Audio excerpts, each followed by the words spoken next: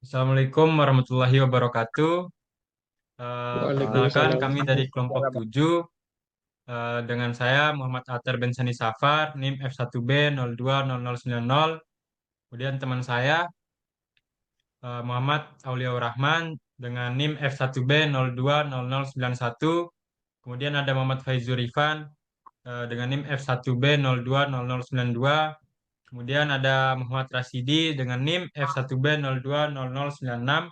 Dan yang terakhir ada Muhammad Rifki Pratama dengan NIM F1B 020098. Jadi pada kesempatan kali ini kami akan menjelaskan mengenai unit komitmen, yang dimana materi yang kami bahas ini adalah materi dari artikel atau jurnal yang telah kami ringkas, kemudian kami olah dan masukkan ke PPT. Nah, untuk penjelasan mengenai unit komitmen ini, kami akan menjelaskan sebagai berikut.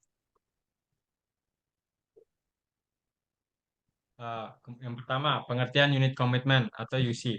Sebenarnya apa sih dari unit komitmen itu? Unit komitmen adalah penjadwalan waktu penyalaan dan penghubungan unit pembangkit pada suatu sistem tenaga listrik yang direncanakan dalam waktu yang bervariasi, yang bervariasi dan beberapa jam hingga beberapa hari dengan tujuan utama untuk memenuhi permintaan beban.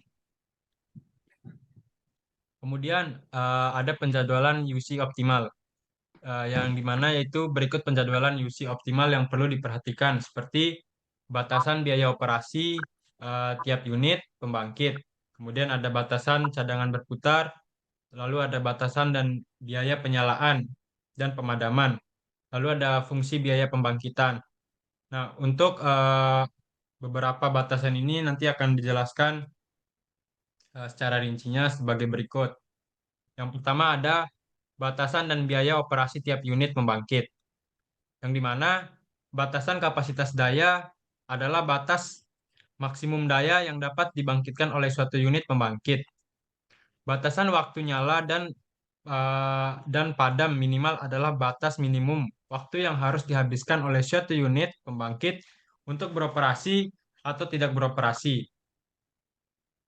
Batasan biaya penyalaan dan pemadaman adalah biaya yang harus dikeluarkan untuk menyalakan atau mematikan suatu unit pembangkit. Nah, kemudian ada batasan cadangan berputar. Untuk pembahasan pada batasan cadangan berputar ini akan disampaikan oleh teman saya, yaitu Muhammad Faizur Rifan. Kepadanya dipersilakan. Ya, terima kasih Bang Atta terkait batasan cadangan berputar. Terkait cadangan berputar adalah daya yang tersedia untuk memenuhi kebutuhan beban tambahan yang tidak terduga. Ya, jadi maksudnya itu batasan cadangan berputar perlu diperhitungkan untuk memastikan bahwa sistem tenaga listrik dapat memenuhi semua kebutuhan beban bahkan dalam kondisi darurat. Jadi cadangan berputar biasanya dinyatakan dalam persentase dari beban puncak. Misalnya jika beban puncak di suatu sistem adalah 100 megawatt, maka cadangan berputar minimumnya yaitu sekitar 10%, yaitu 10 megawatt. Next, Bang Iban. Ya, selanjutnya yaitu dari faktor-faktornya ada batasan dan biaya penyalaan dan pemadaman. Ya, biaya penyalaan dan pemadaman unit pembangkit dapat dibedakan menjadi dua jenis ya, yaitu ada biaya start panas dan biaya start dingin. Biaya start panas ini adalah biaya yang harus dikeluarkan untuk menyalakan suatu unit pembangkit yang sebelumnya telah beroperasi. Itu yang sebelumnya yaitu yang udah beroperasi ya. Biaya start dingin adalah biaya yang harus dikeluarkan untuk menyalakan suatu unit pembangkit yang sebelumnya telah mati, atau ini unit pembangkit yang udah mati ya. Terus selanjutnya Bang Iben, ya fungsi biaya pembangkitan, yaitu fungsi biaya pembangkitan dapat berupa kuadrat fungsi polinomial atau fungsi nonlinear lainnya. Fungsi biaya pembangkitan kuadrat adalah fungsi biaya pembangkitan yang paling umum digunakan. Fungsi biaya pembangkitan linear lebih akurat dalam menggambarkan biaya pembangkitan listrik yang sebenarnya tetapi lebih sulit untuk dioptimalkan. Mungkin itu ya penjelasan tentang tiga tadi dari saya. Mungkin dilanjutkan sama Bang Rasidi. Persilahkan. Oke, terima kasih sebelumnya. Nah, jadi selain dari pembahasan-pembahasan yang tadi, di sini bisa kita lihat apa namanya, sebelum melakukan penjadwalan pembangkit, hal yang pertama yang akan dilakukan yaitu analisis optimal power flow, di mana analisis optimal power flow atau OFF adalah perhitungan untuk meminimalkan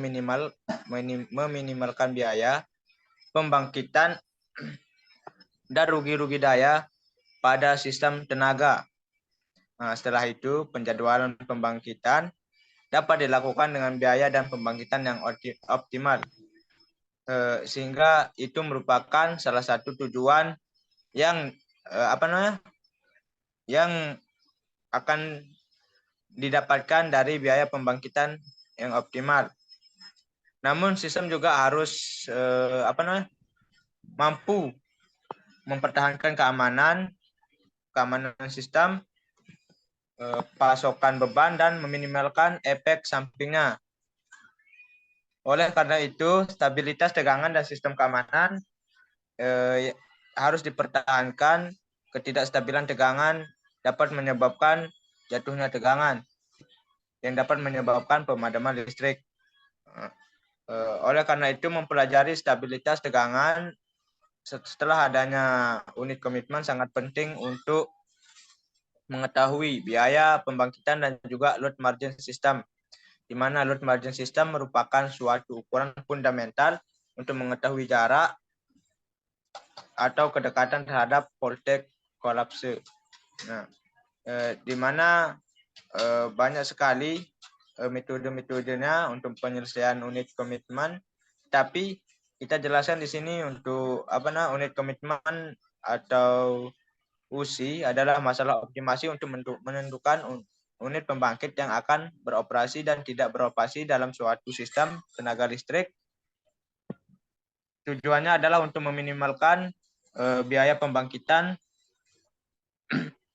sambil memenuhi semua kebutuhan beban, di mana banyak sekali metode-metode yang kita dapatkan dari jurnal yang sudah kita rangkum. Yang pertama yaitu metode particle swarm optimization atau PSO, di mana metode ini merupakan algoritma optimasi metaheuristik yang terinspirasi dari perilaku kawanan burung.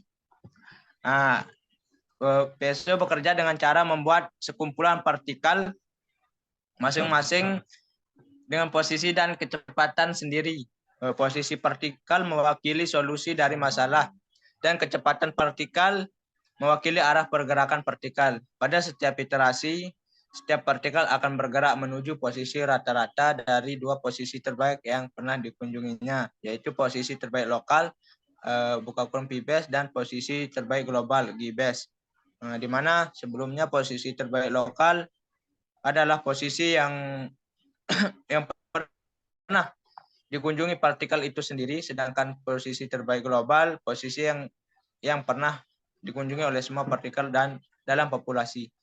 Metode PSO ini telah terbukti efektif untuk berbagai jenis masalah optimasi. Sedangkan ada juga metode lainnya di sini yaitu metode Binary Particle Swarm Optimization atau BPSO, di mana metode ini merupakan modifikasi dari metode yang awal tadi yaitu PSO yang standar, di mana dapat kita lihat perbedaan adalah BPSO digunakan untuk menyelesaikan masalah biner.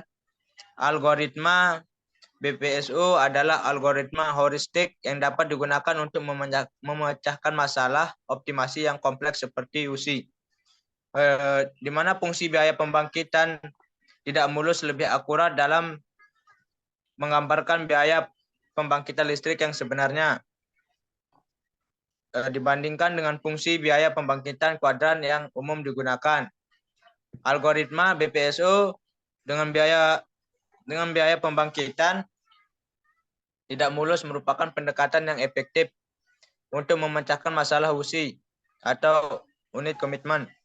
Pendekatan ini dapat menghasilkan solusi unit komitmen yang lebih optimal dibandingkan dengan pendekatan konvensional yang menggunakan fungsi biaya pembangkitan kuadrat dan algoritma optimasi konvensional. Mungkin setelah itu metode selanjutnya akan dijelaskan oleh saudara Auliaur Rahman.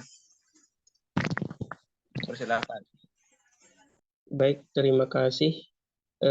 Untuk metode yang ketiga yaitu metode Firefly Algorithm atau FA. Metode FA ini adalah algoritma yang optimasi yang sederhana tetapi handal untuk menyelesaikan permasalahan penjadwalan unit komitmen. Metode ini bekerja dengan cara menyebarkan sekumpulan Firefly di ruang solusi. Firefly akan bergerak menuju Firefly lainnya yang memiliki nilai fungsi tujuan yang lebih rendah. Metode ini juga dapat diibaratkan dengan cara membuat sekumpulan kunang-kunang, masing-masing dengan posisi dan kecerahannya sendiri. Kecerahan kunang-kunang menunjukkan nilai fungsi objektif untuk posisi tersebut. Pada setiap iterasi, kunang-kunang akan bergerak menuju kunang-kunang lain yang lebih terang. Hal ini berarti bahwa kunang-kunang akan bergerak menuju posisi dengan nilai fungsi objektif yang lebih baik. Lanjut. Kemudian selanjutnya metode yang keempat yaitu metode algoritma genetika daftar prioritas atau PGS. Algoritma genetika daftar prioritas atau PGS adalah algoritma genetika yang menggunakan daftar prioritas untuk menyimpan informasi individu. Daftar prioritas ini digunakan untuk menentukan individu mana yang akan diseleksi untuk reproduksi. Prioritas ini disusun berdasarkan nilai fitness individu. Individu dengan nilai fitness terbaik ditempatkan di urutan teratas daftar prioritas. Individu dipilih untuk secara acak dari daftar prioritas. Individu yang dipilih memiliki peluang yang lebih besar untuk dipilih jika mereka memiliki nilai fitness yang lebih baik. Kemudian PGS ini telah diuji pada masalah optimalisasi aliran daya. Hasilnya menunjukkan bahwa metode PGS ini dapat menghasilkan solusi yang lebih baik daripada algoritma genetika tradisional.